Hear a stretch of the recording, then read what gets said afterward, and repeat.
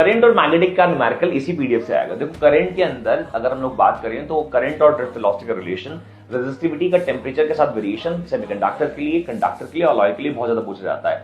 उसके अलावा Ohm's law की वेक्टर फॉर्म भी पूछी जाती है, Kirchhoff voltage law, Kirchhoff current law, इनकी डेरिवेशन, इनकी स्टेटमेंट पूरी याद करनी है और इनकी हेल्प से व्हीटस्टोन ब्रिज का जो डेरिवेशन है बैलेंस कंडीशन वो बहुत पूछा जाता है। ये सारे क्वेश्चन मैंने पीडीएफ में डाल दिए। इसके अलावा मैग्नेटिक की बात करें तो मैग्नेटिक में जो सर्कुलर लूप के एक्सियल पॉइंट पे जाके मैग्नेटिक फील्ड निकालते हैं वो, जो कि बायोट-सावर्त लॉ के हिसाब से निकालते हैं। उसके अलावा जो चार्ज मूव करता है मैग्नेटिक फील्ड में, उसमें फोर्स लगता है क्यूबीपी साइन थीटा, उस पे बेस्ड न्यूमेरिकल बहुत आते हैं और उसकी जो ट्रेजेक्टरी होती है, जैसे कि अगर परपेंडिकुलर एंटर किया तो सर्कुलर पाथ में घूमेगा, एंगल पे गया तो हेलिकल पाथ में घूमेगा। इस साल हेलिकल वाला क्वेश्चन आने की पूरी चांसेस है।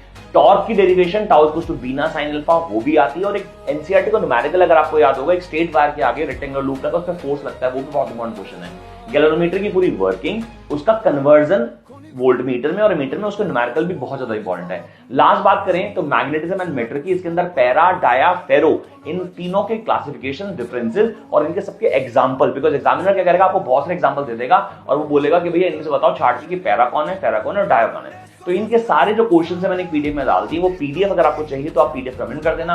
इनके जो लेक्चर्स है मैं यूट्यूब पे सारे ले रहा हूँ और 18 तारीख को मैं इन दोनों चैप्टर्स के मोस्ट एक्सपेक्टेड क्वेश्चन भी डिस्कस करने वाला हूँ। उसका लिंक जो है मेरे यूट्यूब बायो में पड़ा होगा, आप वहां से देख लीजिएगा। और हाँ, अपने दोस्तों के रील शेयर कर देना क्योंकि बहुत इंपॉर्टेंट है न्यूमेरिकल वाइज ये वाला जो पीडीएफ मैं आपको भेज रहा हूँ। And stay tuned here, all the best.